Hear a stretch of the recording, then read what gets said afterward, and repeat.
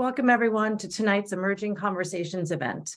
I'm Ginny Van Duzen, Associate Director of Alumni Professional Development here at Emerson, and I'm glad you could join us. Before we get started, a few housekeeping notes. To minimize background noise, all attendees are in listen-only mode. We encourage you to submit questions at any time during the presentation via the Q&A at the bottom of the Zoom window. Following the presentation, our speakers will answer your questions, and we know there will be many of them for as long as time permits. Now it's my pleasure to introduce our speakers.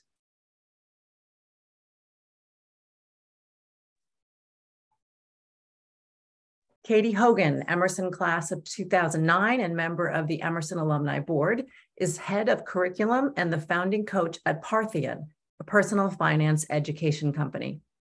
Previously, she was an associate at Element Financial Group and the founder of Hogan Financial Planning, where she focused on the planning needs of those in the arts, entertainment, and tech.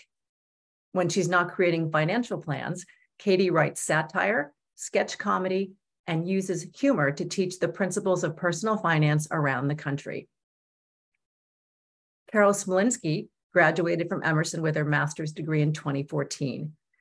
She is an accredited financial counselor who comes from a unique background as an interactive performer, teaching artist, and financial educator.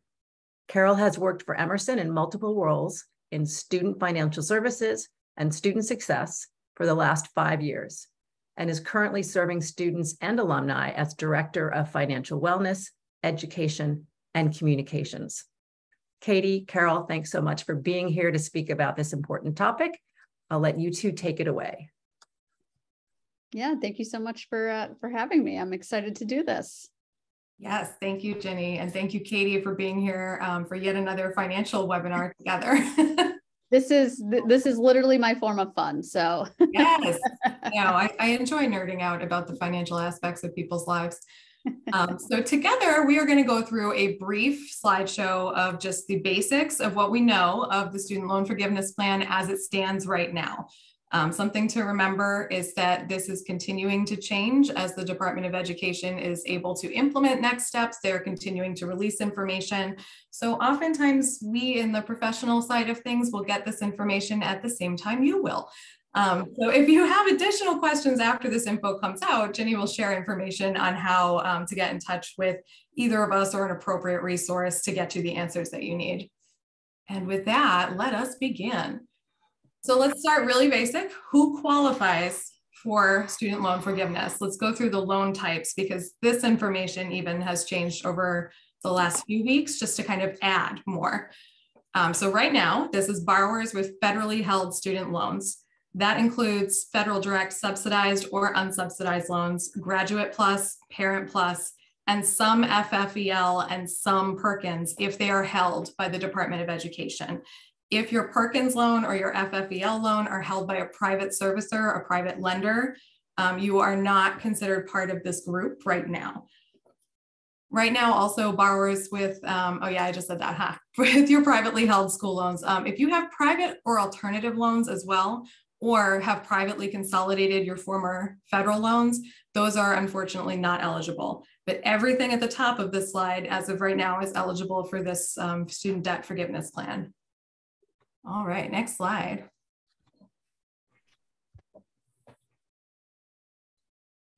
All right. Oh, there we go. Yeah, so kind of building on who qualifies, we'll talk a little bit about the income and the income limits. So as far as income limits go, if you make less than $125,000 per year for an individual or $250,000 or less married and filing jointly, you would be considered eligible. That's for up to $10,000 of forgiveness. But if you received a Pell grant and meet those income limits, you could be eligible for up to $20,000 of forgiveness. And then also adding on to this, that you may be eligible for a refund.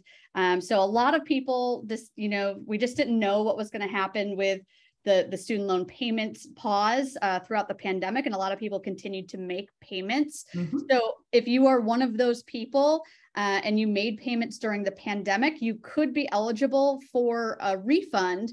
And if you think that might be the case for you, you're going to need to contact your loan service provider directly to start that process of maybe getting a refund. Okay, what else was announced with the student debt forgiveness plan? There was a lot of additional information that came out that impacts a lot of borrowers, not just borrowers who are impacted by the debt forgiveness. And unfortunately, it got kind of swept under the rug because we were so excited about the debt forgiveness piece. So we're just going to take a couple minutes to go over some of these other changes that were implemented. One thing to know, the loan payment pause, so this national forbearance that we are in right now, has been extended through December 31st, 2022. It is not going to be extended again. So we will likely be going back into repayment in January 2023. That is when interest will begin accruing on your loans as well. There's going to be a new type of repayment plan though, and this is the one that we're very excited about. If you are already in repayment now, you may be aware of this. If not, going to studentaid.gov will show you all of the different types of income-driven, income contingent, and income-based repayment plans that exist for these loans.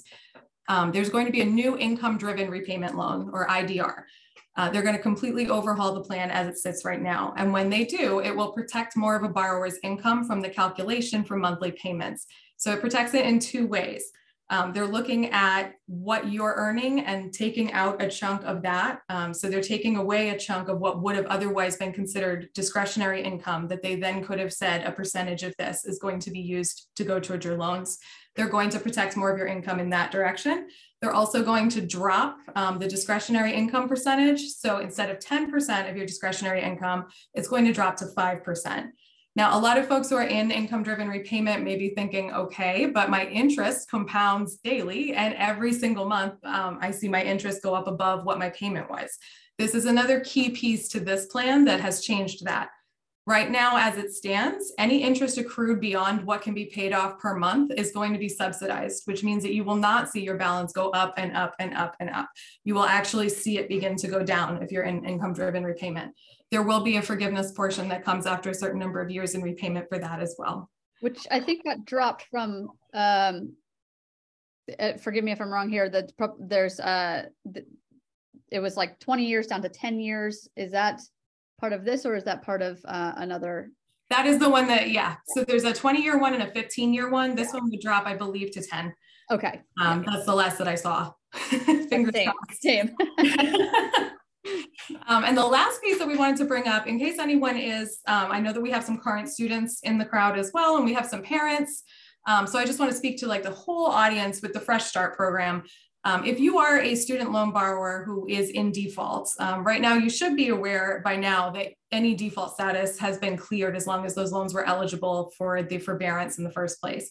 Going forward, those will be removed and you will become eligible for federal financial aid again. So that default status comes off of your credit report. It can have that immediate impact of positively impacting your credit. But it also makes you eligible for federal financial aid again, which is a wonderful change. That's brand new for us. So I just wanted to put that one out there too for any current borrowers. All right, next slide. All right, so what should you do now? So this is what we know so far. Applications for forgiveness and income verification are going to be available in sometime in October, early-ish October. So you'll definitely want to keep your eye out for that. And then make sure that your loan service provider has your current contact information. So the most basic thing you can do is if you haven't been logging into your student loans in a while due to the pandemic and all of that, remember what your login information is. Get in there, make sure that if you've moved, you've updated the information, that everything is current. Again, you can find your servicer's information. It's there on the screen at studentaid.gov. And then sign up for email updates from the Department of Education. This is going to, as they make changes, as they make updates, release new forms, you will then be, privy to that information as soon as it comes out. And then, I know as soon as like the student loan forgiveness plan was announced, like I think it was Nelnet, their site crashed within 15 minutes, which was not that surprising, but you're going to really need to be patient. You know, from what we've been hearing, as soon as you get your applications in for forgiveness and verification, they're expecting a 4 to 6 week turnaround. I would be shocked if it was on the 4 or 5 week. I'm assuming it's going to be a little bit longer than that. That seems to be the turnaround time frame that they're aiming for. But I think they're going to be inundated in October with these applications. So my biggest piece of advice would be to, the day they come out, get your stuff in, make sure everything is updated ahead of time now. And then in October, when you can actually apply for forgiveness, that you're, one of the first people to do so, and there's not going to be any mistakes or anything on your application. So, but be patient, be very, very patient. It is the government we're talking about after all. It's not going to go fast.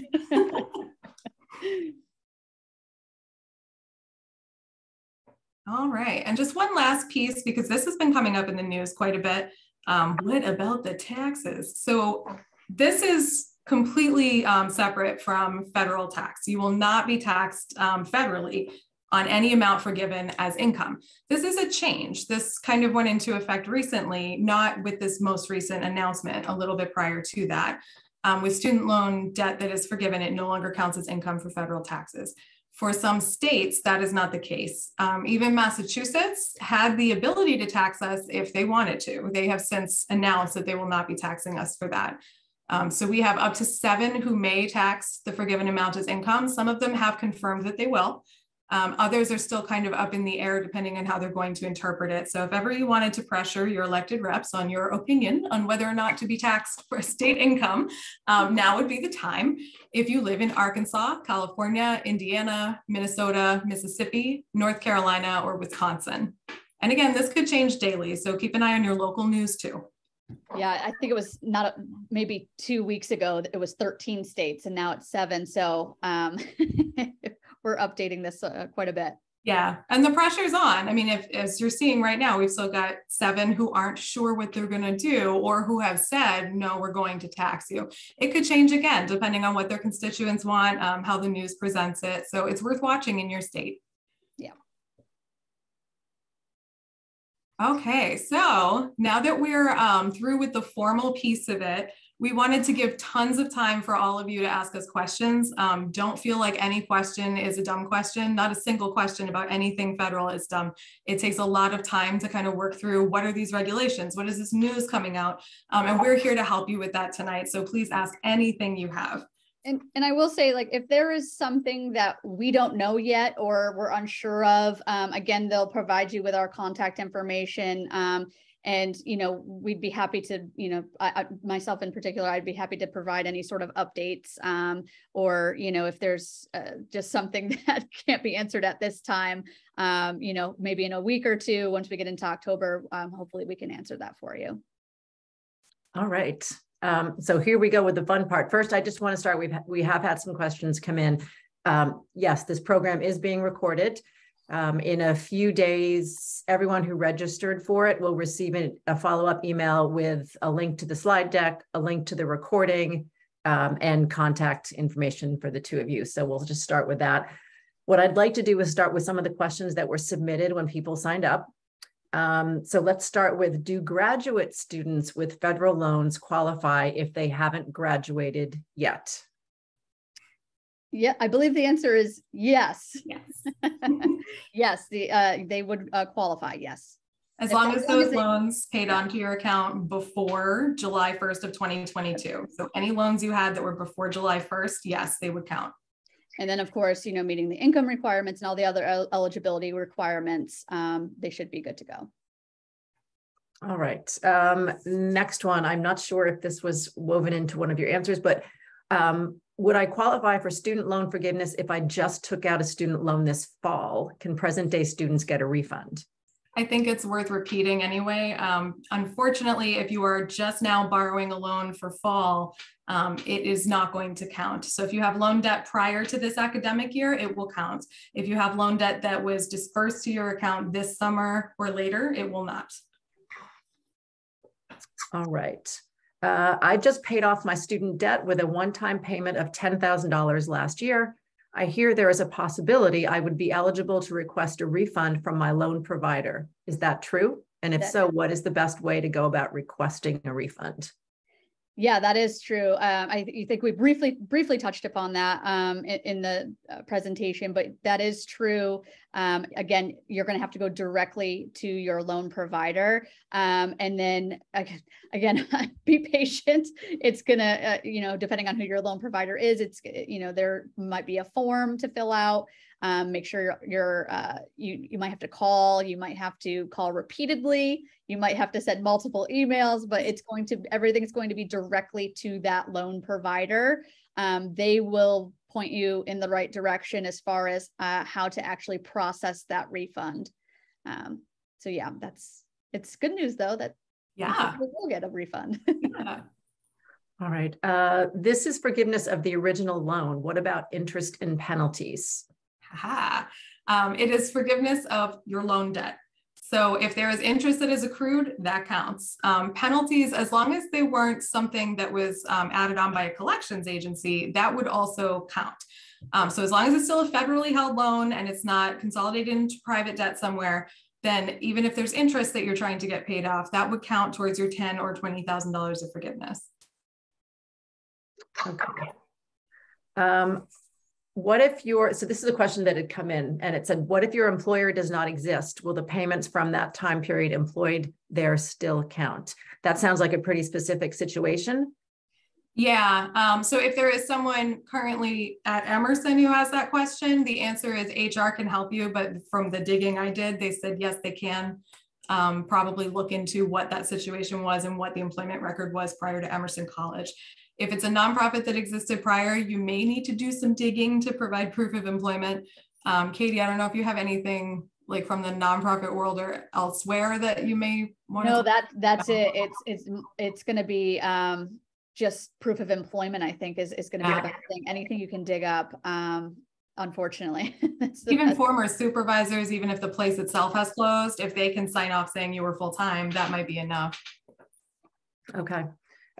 Here's a question from a northern neighbor. Do Canadians qualify, A, to receive loans and B, for loan forgiveness? If you have U.S. citizenship and you are otherwise eligible to apply for federal aid, then yes. If you only have Canadian citizenship and not, dual, then you probably did not qualify for any federal loans and would not qualify for loan forgiveness, unfortunately. Okay. Here's one that kind of ties into the Pell grant. Am I still eligible for the $20,000 loan forgiveness if I received the Pell grant in my undergraduate degree, but now I am pursuing my master's degree? Yeah, for sure. For sure. Doesn't matter when you got it, as long as you got a Pell grant. Yeah. Okay. Hello, what if your joined AGI income was literally right above? Do you not qualify? It depends on the tax year that they're going to look at, because they have so many people's taxes from 2020 right now already in the system because of the FAFSA for this past year. So if that's the 2021 AGI, if we're a little bit lower in 2020, I would maybe fight for your 2020 AGI to be counted instead. But yeah, that's man, I feel for you on that. So close. All right.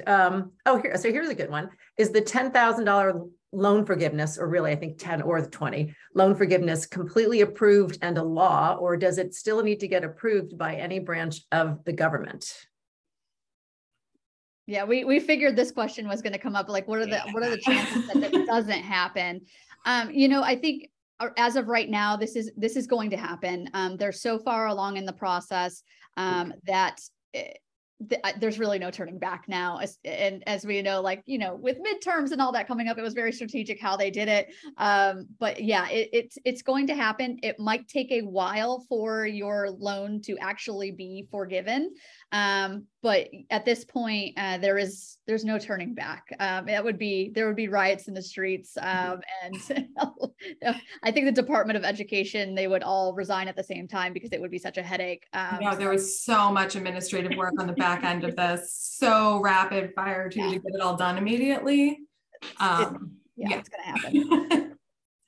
All right, next one. I've been reading this is a quote unquote one-time program. I am a sophomore. Should I wait for a better program? So if you're a sophomore, you're already applying for aid right now, they already have your information. So odds are you're going to see it happen to you automatically. You do need to complete the application. They want the application, but I have also seen that if they already have all that information, they're going to start hounding you to get you to do that application because they can move so quickly in forgiving that for you. I would say we have no idea what the future brings for this. We have no idea if future political parties as they come into office have bigger changes on the horizon as far as, you know, lowering the interest rate or changing the way the interest compounds, or if there's going to be another method of funding higher education. So for you right now in your present state, if you qualify, take it. It's not going to negatively impact you going forward. Anything that changes from that point forward, you can look at what you have for debt if you have any additional debt left, to look at how that might be impacted by that. But I would not wait to see if something better is coming, because I think that this is the start of a conversation nationally about how we fund education and how our loan system works. I don't think we're going to see another massive sweeping forgiveness plan. I think we're much more likely to see a change in how loans function. All right. Here's a question that says, how does a student who just graduated this past May prove that they are supporting themselves and not relying on parents' income, which would put them over the income limit? Yeah, this is I'm sorry, what'd you say? I said, we have such good news for you. Go right ahead. Go right ahead. This is not going, it's just going to look at your income. It's not going to look at theirs. And if they have loan debt, it's just going to look at their income. It's not going to look at yours. So in this instance, if you've just graduated and you've got you're filing your own taxes, then you are going to be able to just get your forgiveness based on your income. It's not going to be the way the FAFSA looked at your family contribution when we figured out what kind of aid you could get. Completely different system. Yay. That's perfect. And that just, did I steal the joy? No, that you were so excited. I was like, I got to let her answer. This is awesome. Thank you. And you just answered the next question that had come in. Let me down. The forgiveness is for all federal loans, even ones for this semester. We don't have to have made payments yet. It's not for this semester. Not for this semester. Here's one. I am currently a grad student. I have federal student loans. I had Pell grants while in undergrad, but all my undergrad loans are paid off. Do I still qualify for the $20,000 cancellation? I believe so. Yeah. As long as you were at one point a Pell grant recipient. Yes. You could have just gotten it your first year of undergrad. And as long as you still have the eligible federal loans in your grad program, that will still count. Yeah. All right. Do you have any idea of what information we should have ready to fill out on the form? So what I saw was an income verification attestation is probably what they're asking for, which would be I attest my income was X. They may then select you for their verification process to prove that. So you would need, your W-2s or pay stubs or a piece of your tax return, depending on what they ask for. I have not seen the application. Again, I would, as this stuff comes up, again, just really have like your tax returns handy. Anything that you think is going to help with, with the income verification. So your W-2s over the last couple of years, any payments a record of payments you've made over the pandemic, anything like that may come up at some point would be good to have handy. All right. A question came in about specific cutoff dates. I would imagine, do you have those yet? Are they? There are some, yeah. Yeah. You can apply for the loan forgiveness through December of 23 right now. Yep. But if you want that forgiveness, supposedly, if everything moves as quickly as it's supposed to, if you want that forgiveness to hit your total debt before everything goes back into repayment and begins accruing interest again, they're saying November 15th. And if you are applying for the public service loan forgiveness waiver, that was not extended. So you only have until October 31st to get into that program. Okay, that's good. That's good to know. All right, a couple of questions about how to apply. That's in the slide deck. Will the loans disbursed in the spring of 2022 qualify for debt cancellation? Yes. A couple of questions about the Parent Plus loan. Do you have any idea if the income qualifier for forgiveness will be based upon the 2021 tax forms? Likely 2021 if you have submitted that. If you have a current student in school and you're completing the FAFSA, which comes out October 1, by the way, for anyone returning and wants to do next year's FAFSA. Then you said no one ever. It will likely take your 20 or 21 taxes, whichever one they have easier access to for your sake. All right. If we took out a Parent Plus loan for our son and he received a Pell grant, will the amount forgiven be 10,000 or 20,000? For you, 10,000. It's based completely on even though you're borrowing for your student, it's based on your history as a student. So if you didn't get a Pell grant, you would see 10,000 forgiveness on your Parent Plus. All right. Someone said, just to be clear, so my son who is a junior can apply now for loan forgiveness from freshman and sophomore years? Yeah. Yes. And yes, you should go to studented.gov, sign up for that subscription so you know when stuff's coming out.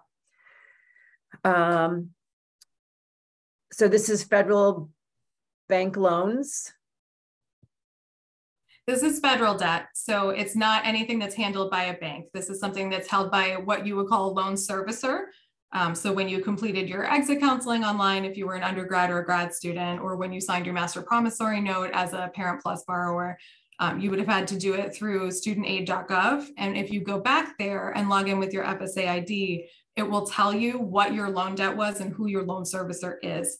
So if you have anything that's held by a bank right now, it is likely not going to count as anything that's going to be in this forgiveness plan. That would be considered a private or alternative loan. All right. And the follow-up to that was, can you still go bankrupt off bank loans? I understand you couldn't declare bankruptcy on federal loans. I have seen cases for private loans that have allowed it, but I am not a lawyer. Okay. Not out of the purview. If I took out a loan on June 28th of 2022, does it qualify? Not qualify? I would need to know if it paid onto the account.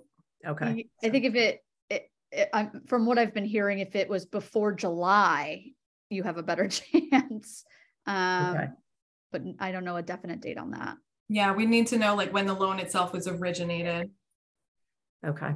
And here's a question about private loan balances. Are there any available forgiveness resources? Is there any hope on the horizon for private loan balances to be forgiven? Probably not. Really? Unfortunately. I mean, I've heard some talk of Department of Ed talking to the people who hold privately serviced FFEL and Perkins. But as far as like completely private loans that started through a bank, I'm not sure. Yeah. Okay. I work with a lot of people, like through my financial coaching to help put I personally had a lot of private loans. So, if you need a solid plan put in place, I'm happy to help. I don't see any forgiveness on the immediate horizon, but I'd be happy to help out anyone who, could use a little encouragement and motivation to pay those private loans off for sure. I remember those days very well. We have a follow-up here about the income limits. So there's a student who was supported by parents whose income is over the limit until they graduated in June 2022, but moving forward, student supports themselves.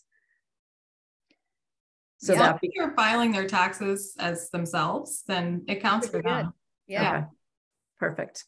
Will the money given, so the forgiveness, go toward the loans with the highest interests or lower interest rates? They did release a list of how they're going to do it. Katie, you looked excited. I have it right here in front of me. Yay, go for it.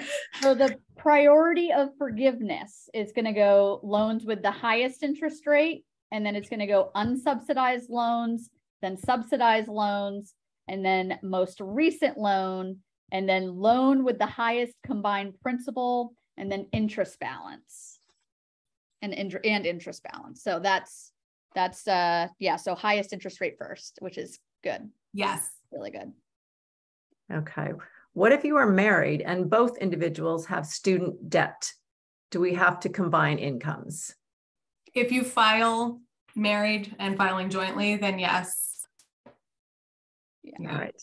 What if I have parent loans for more than one child? The parent loans are only going to be forgiven based on your situation as a student when you went to school. Or what if you didn't get a Pell grant, it would be based on your income. So it's not really so much like how many Parent Plus loans do I have for which student at which institution. It's more, where is this 10K going to be applied? So in your case, as long as you're underneath that income threshold, you're going to get 10K off of your total loan balance, including both Parent Plus loans. Like, regardless of student. Yeah. All right. What about students who are claimed by their parents on their tax returns? So it's going to depend on then if anyone can claim you as a dependent currently, it would depend on the parent then. Okay. And their income limits. Yeah. All right. I'm trying to, that one has been answered. What if you are living out of the country? What if you haven't filed taxes because, where'd it go? Because you didn't earn enough? What if you are self-employed? Oh, there's a lot there. Yeah. I think they would probably have to go way of the income verification and attestation. That would be your best chance at forgiveness. Since you don't have a 2020 or 2021 tax return, that's probably going to be the angle that you want to go write down. Okay. Here's one, and I apologize if you already answered this, but it says, my son is a junior who was approved for student loans for all 4 years of college back in 2020. Will this program consider that full loan, all 4 years of loans, or only the 2 years that were paid to the college already? It will only consider the loans that have already been originated and paid out. So once you do that FAFSA, you're approved for federal aid, and as long as you're still eligible, you're always going to get those federal loans. But you're only going to see your forgiveness happen on the debt that is actually paid onto the account and is an active loan prior to July 1. All right. Oh, here's a good one. So this person wants me to let you know that you have beautiful smiles. Hey. There you go. Wow. And then I just do these things to get compliments. Yes, Yeah. And then the question is, how far back does forgiveness go for an undergrad Pell Grant graduate of 2014? Oh, you're covered. Yeah. 2014 is nothing. That's easy. Making me feel old here. They're going to be looking at anything that is still in studentaid.gov. So anything that they can still pull up on an online record, and then the paper records that happened prior to that. So as long as there is a paper record of your loan being federally held and that loan still exists, you're covered. Okay. And thank you. Is it okay to file married but separate for 2021 in order to qualify if your joined income is over that threshold? Yeah, the only problem there is if you haven't filed your 2021, they may look at your 2020. So that's the one thing I would consider is if your 2020 was over the 250 limit, it might not. But if 2021 married filing separate, if it's under, there's a chance. But yeah, it's one of those things that I don't think there's super clarification on yet. That would be my best guess is, if you haven't filed 21 yet, then they're going to look at 2020. All right. What if your student did her own federal taxes last year, but was still claimed on my taxes? Which one would we file the form under?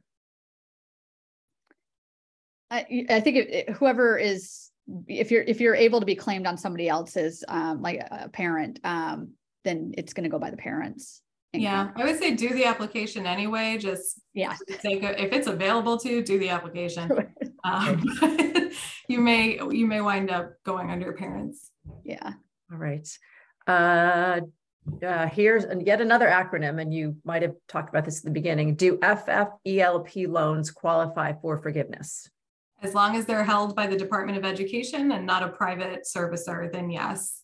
If they're held by a private servicer, the White House is presently having the Department of Ed speak with them about what it would cost to allow them to offer that forgiveness, but there is absolutely no promise there. So it would need to be held by Department of Ed. How are they calculating the up to $10,000? Will some students receive only partial forgiveness, and why? Yeah, so if you have an $8,000 balance, you're going to get $8,000 forgiven. So if it's up to 10,000, depending on, if you have a balance lower than that, they're only going to forgive the amount that you still owe. Now, if you made payments during the pandemic, you will see that refunded. Right. To get you. So like, let's say you had $10,000 left on your balance and you knocked out $4,000 of it. You would likely, according to the guidance they put out, see $10,000. So you get a $4,000 refund. But if you paid off a ton of it, well before 2020, you would only see up to whatever your balance is. All right. I have a Parent Plus loan. I was a civil servant, public employee for 20 years, ending in 2003. Would I be eligible for forgiveness for my student's 2021 loan? For the 2021 loan, no. But if you do have any loan debt that you were in repayment on while you were doing that job, you should do that waiver now and get that paperwork together. How does this forgiveness program affect the Pslf program if you still have 6 years left on your federal loans and are about to apply for consideration/eligibility and work for an eligible employer for more than 10 years? They're going to stack them.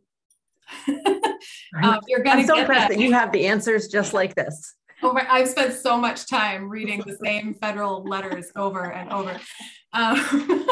But they're going to stack them. So you would get that $10,000 taken out as long as you meet the income eligibility for it. And then you would be able to do public service loan forgiveness. So initially they were telling people, oh, wait, freeze, don't apply for PSLF right now. Because if you're going to get that 10,000 forgiven, we don't want to throw you into this and cause chaos, or apply for PSLF before the 10,000 happens because you could get a refund this way and not that way and whatever. Now they're promising they're going to look at everything and give you the situation that is going to most positively impact you. Again, there are tens of thousands of loan borrowers, hundreds of thousands of us. So you would want to keep that paperwork and make sure that what you get is what was in your best interest. But you should apply for a public service loan forgiveness, and you should also do that application for the 10K. Yeah. Another question about married filing jointly. So the loan forgiveness, if you meet all the financial requirements, the loan forgiveness is $10,000 per borrower, not per household, correct? Correct. Yes. Yeah. That's correct. All right. Sorry, we're getting some follow-ups here, and I don't know how specific we want to get. So someone commented, so make sure 2021 taxes are filed as a basic starting place, which is For good. A lot of people, extensions were necessary over the last couple of years. I totally understand. Yes, exactly. All right. Some of these follow-ups to follow-ups to follow-ups, I would probably recommend folks follow up with you two directly after this. Are direct unsubsidized loans covered? Yes. Mm-hmm. Yes. Okay. Here's one. I thought I had this, but now I am confused again. I totally understand that. I have a student that has unsubsidized loans. He is a dependent of mine. The loan is in his name. Does he qualify with his almost no income, or is it based on my and my wife's income?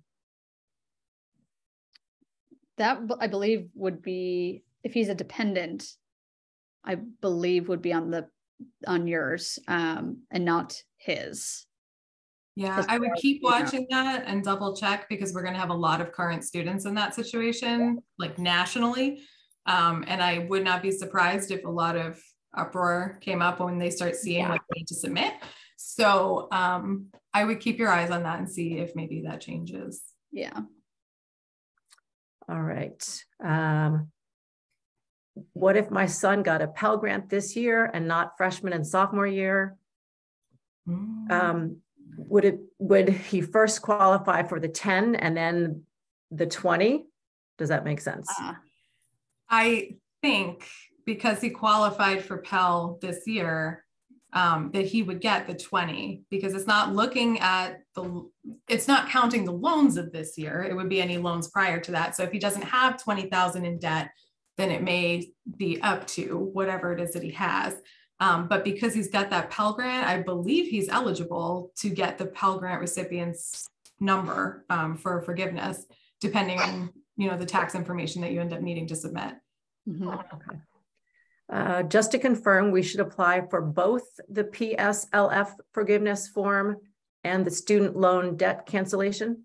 If you were planning to do public service loan forgiveness, that is a beast of paperwork, but the way that they have structured that waiver is very promising. You now no longer needed to have, specific repayment plans for all of the payments that you made while you were working for a qualifying employer. So that is the huge, awesome, big thing about this, is that as long as you had that qualified employer and you were making payments on those loans, it will now count towards the 120 required payments for public service loan forgiveness. So if you were looking at doing that, you should still do that, even if you're applying for the 10,000 or 20,000 forgiveness separately. One thing I will note that is, maybe not directly related to this, but is important to kind of keep in mind, is they are trying to overhaul, and I know they've already done this with FAFSA, and hopefully they'll do it with the PSLF as well, is that they are making these easier to apply. I know the FAFSA went from 108 to 36 questions or something like that. And it uses skip logic now. It's wonderful. Yeah, which I'm like, oh my gosh, that would have saved myself and my family a million hours. But so hopefully these things will get easier to navigate. That's part of this whole student loan forgiveness revamp. It's not just the forgiveness part, it's also making these things more accessible and easier to, to actually get the right paperwork into the right people and not have it be the most tedious thing you've ever done in your life. All right. So we do have a question that just came in, and this person apologizes because they're in Orlando and just started watching now because there's been a lot going on, as we know. So we have Florida in our, yes. So, and the question is, we're getting a 4-year subsidized loan starting now, 2022. Does this apply? Can this be covered? How will we know if we qualify? That's that July 1st, right? Yeah. All right. So probably. So yeah, it probably doesn't count. And again, for anything prior to July 2022, there's the income limits of like 125,000 if you're filing individually, 250,000 if you file your taxes married filing jointly. And then tying back into that, going back to the person who said that their income, their joint, AGI was $500 over the threshold. They're about to file for 2021 because they received an extension until October 15th. She says, so I think my only chance to qualify is to file married but separately, because that way she's under the threshold. I would say maybe it depends. And I would definitely, whoever is preparing your taxes, I would absolutely ask them. Yeah. Accountants are kind of in the same boat as Carol and I. They're kind of just trying to stay apprised of this as it comes out. But I absolutely would ask your CPA or tax preparer what you should do in that case. Okay. And then looks like probably our last question, unless another one comes in. If I was eligible for a Pell Grant in community college, but when I went to a university, I was not eligible, will I still be eligible for the $20,000 if my income is below the limit? Yeah, as long as you had that Pell Grant while you were in community college, it counts. Woohoo, good news. Yay. Woohoo, we love that.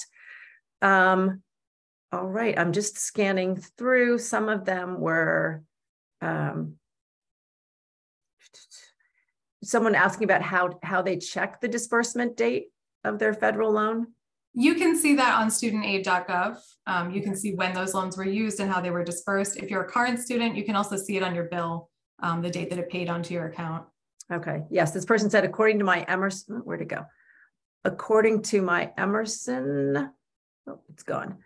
According to my Emerson bill, it looked like it was dispersed the end of June. So check studentaid.gov. Yeah. If it paid out before the end of June, then it looks like that would actually be covered. But definitely check studentaid.gov just to be doubly sure. All right. Fabulous. All right. Looks like that's it for the questions. So I want to thank you both, Catie and Carol, for your time and ridiculously helpful insights today. And thanks to all of you attending for being here. So Emerson students and alumni, if you have additional questions, feel free to reach out to Catie and Carol via Emerge, which is Emerson's online career community. The URL will end up in the chat. In a few days, everyone who registered for this event will receive a follow-up email with a link to the recording of the event, the slide deck, and contact information for our speakers. I think what I might do is add to the chat your emails now, because there were quite a few people who had some follow-up, and it might be a little time sensitive. So Carol's email is carol_Smolinski@emerson.edu. And I think that will go into the chat.